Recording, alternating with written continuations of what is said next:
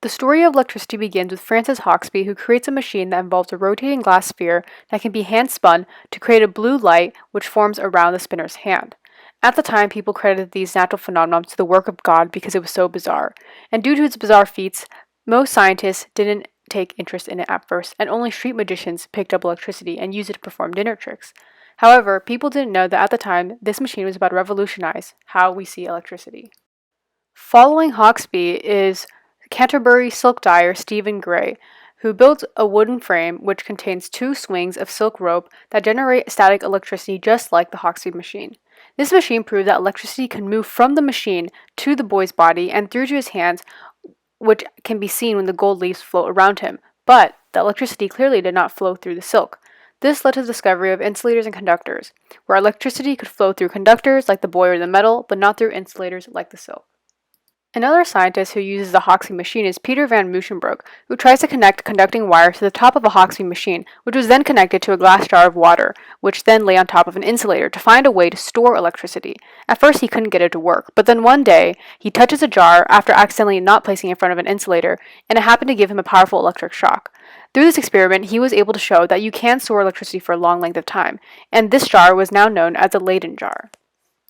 Using the knowledge of the Leyden jar, Benjamin Franklin proposes a few experiments to show that lightning is electric. First, he does a kite experiment. Then, he uses a 40-foot pole, sets it up on top of an empty wine bottle, and when lightning struck the pole, the bottle itself would leap with electricity, showing that the glass bottle parallels with the effect of the Leyden jar, and thus proving that lightning is electric. Additionally, Franklin was also able to identify that electricity consists of positive and negative charges, which answered the lingering questions of the Leyden jar and led to the modern capacitor. Similar to the natural source of electricity and lightning, many were fascinated by the electric torpedo fish, including Henry Cavendish, who set up an experiment containing two Leyden jars shaped like fishes and buried under the sand. When the sand was touched, it let out a shock, which showed that the fish was electric. However, this type of electricity was low in voltage and high in charge.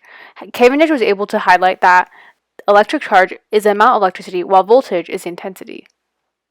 The idea of animal having electricity was much disputed between two scientists, Galvani and Volta. Galvani was interested in the medical application of electricity and believed that our animal bodies had electricity throughout its brain, nerves, and muscles.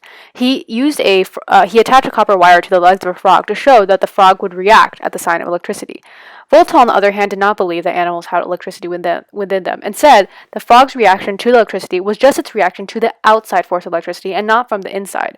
Volta was able to prove this after his realization when he placed a coin on his tongue and was able to feel a tinkling sensation. He then was inspired to replicate the electric torpedo fish experiment and was then able to create the first battery, proving that animals did not have electricity within them. His findings were so profound that he was named after a measure of electricity, the volt. Galvani's legacy wasn't over. His cousin Giovanni Aldini applied an electric current to a dead man's body with one conductor at his anus and the other at the top of his spine. When the electric current was shot through, the dead man's body sat up like it had come back to life. This influenced many literature, including Mary Shelley's story on Frankenstein and how electricity seems to be able to resurrect the dead. As the electricity movement was at its peak, many of them started to connect electricity with magnetism. Oersted found out that electric currents are able to create magnetic fields, which ties in with Faraday's experiment with the compass. Looking closely at Faraday's compass, he noticed that a flow of forces was present between the wire and compass needle. Furthering the electricity revolution, he found out a connection between electricity and magnetism with the first electric motor. Building upon Faraday, Henry and Sturgeon continued to study the relationship between electricity and magnetism through coils. By wrapping coils around metal, Sturgeon created the first electromagnet.